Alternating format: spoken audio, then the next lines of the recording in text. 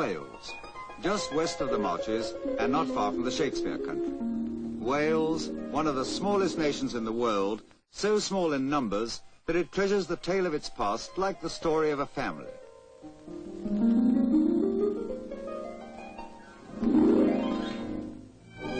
So great in spirit that from these valley cottages, from these hillside farms, its sons and daughters have made their mark on history and yet remain loyally, even obstinately, Welsh.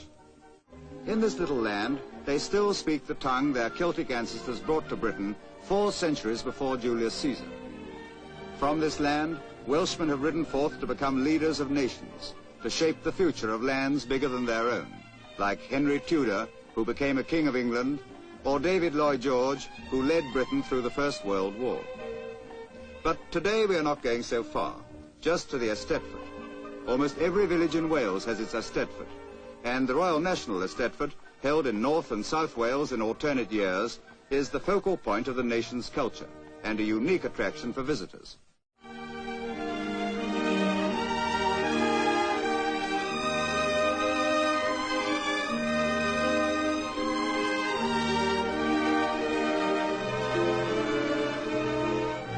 Here the bards gather in their traditional robes of white, green and blue to select and crown the prize-winning poets of the year.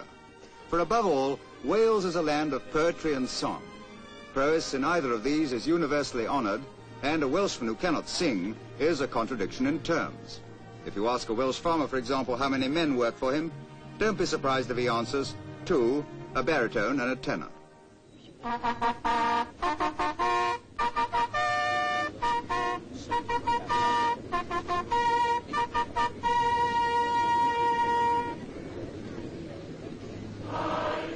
Hen Wlad Vinadau, Land of My Fathers, is not merely a national anthem, but also the epitome of what Welshmen feel about this land of hills and mountains which have profoundly affected its history. For they have always provided Wales with a natural defence against attack from outside.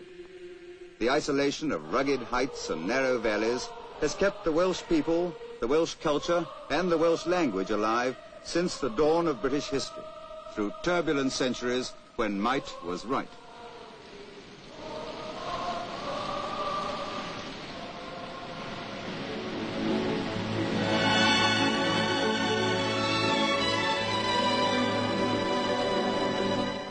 But though every square mile of Wales is soaked in history, to the pride of its countrymen and the delight of its visitors, Wales does not live by memories alone. Hence the magnificent civic centre in the heart of Cardiff, the capital of Wales. Though it was founded in Roman times, a century and a half ago, it was still only a small country town of 1,800 souls. Today, with its beautifully planned parks and open spaces, it is a city of 250,000 people. A city which has preserved much gracefulness of living. Cardiff's Cathedral is one of the tallest of the many fine buildings in the civic centre in Cathay's Park.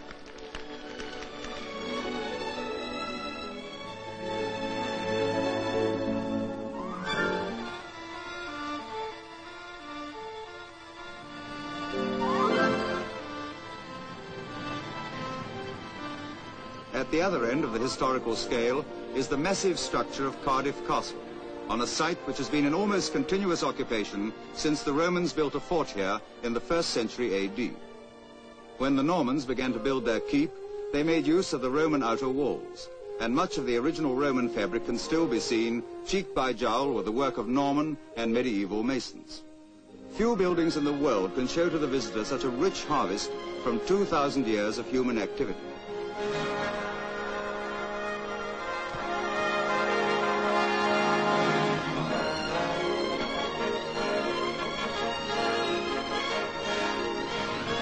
But Cardiff is only one of the 200-odd castles in Wales, most of which are open to visitors. Conway Castle, for example, is considered the finest work of medieval fortification in the British Isles.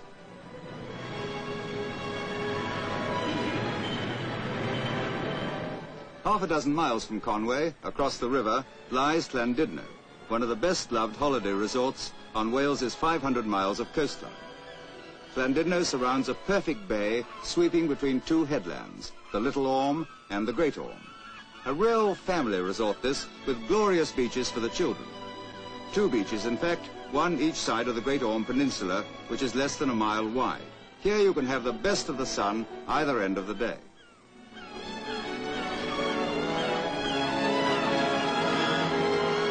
A modern resort, but rich in legend and history. It was here, strolling along the foreshore, that Lewis Carroll first told the story of Alice in Wonderland to young Alice Liddell. It is hardly surprising that the atmosphere which helped to inspire that immortal tale can still cast a spell on holidaymakers generations later.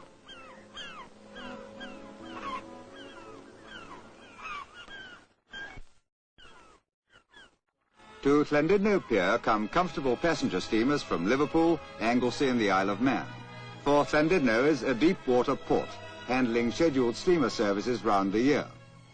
Another Llandudno attraction is the links of the North Wales Golf Club, fronting the estuary of the River Conway. A course of great variety open to tourists, where ideal holiday golf can be enjoyed. Long, scientific holes to landward contrast with adventurous holes among the estuary sand dunes.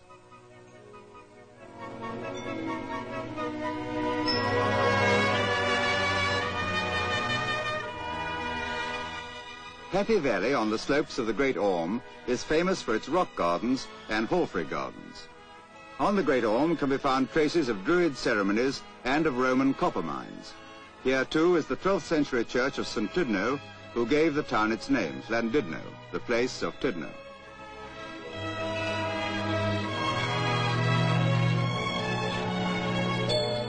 It's a stiff though pleasant climb to the crest of the promontory, and if you prefer to take it the easy way, there's always the importantly named Great Orme Railway, which runs from the seafront all the way to the 700-foot summit.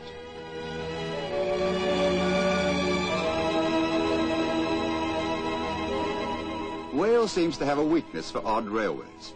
One of the most famous of all is the Tyler-Llyn Railway, which starts at Tywyn on the west coast near Abu Dhabi and runs inland for 6 3/4 miles to Abergynolwyn. A classic survival of the narrow gauge era, it was originally built to bring slate from Bryn Eglwys quarries to the main line, carrying passengers almost as an afterthought. When the quarries closed in 1946, it looked like the end of the Tyler-Llyn Railway as well. But thanks to the efforts of a body of enthusiastic amateurs, it survived and is now run as a non-profit making concern available to the public by the Tyler-Llyn Railway Preservation Society. The Society's members give their free time to help run and maintain it. One of its locomotives has been in continuous operation since the line was opened in 1886.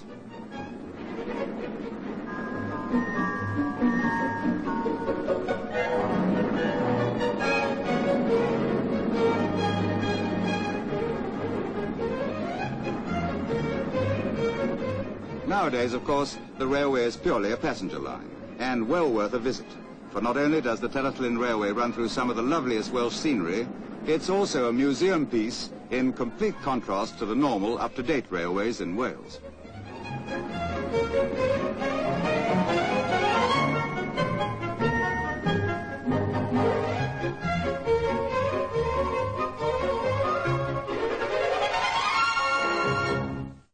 Here is perfect country for hiking, for you cannot walk a few miles without a change of scene.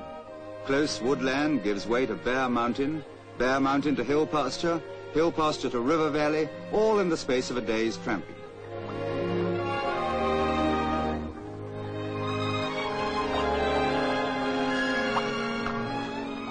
Agriculture is still the basic industry of the greater part of Wales.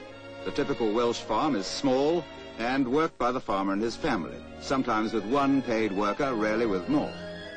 This too springs from the nature of the land. There are few broad plains for large-scale mechanized farming, and over a quarter of the country's farmlands are 1,000 feet or more above sea level, even though the sea is nowhere more than 50 miles away.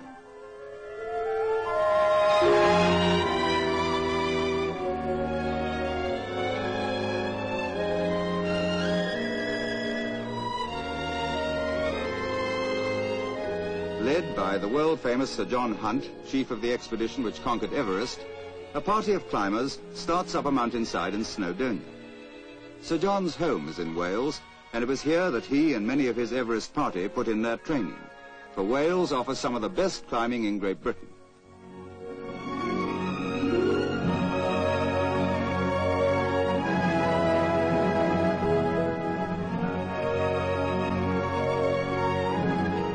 John Hunt's pupils on this occasion are youngsters from the Outward Bound Sea School at Abu Dhabi, a venture which has attracted the interest of many public figures.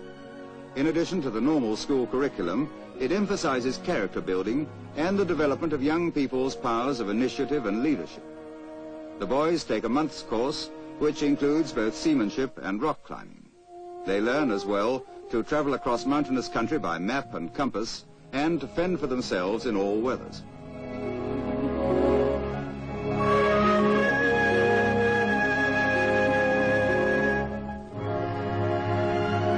There have been great Welsh mountaineers, for example Dr. Charles Evans, a native of Corwin, who was deputy to Sir John Hunt on the Everest expedition.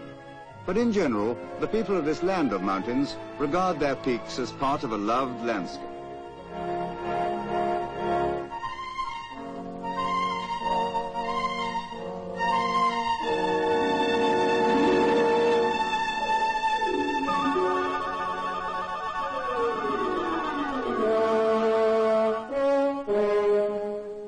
People come to Wales from many lands, and once having been, are sometimes haunted by it, so that they return again and again. Perhaps because of the beautiful countryside, the charming villages, the friendly people. In all these things, Wales is outstanding. But perhaps it is that Wales has a living and compelling personality, an appeal the visitor never quite forgets.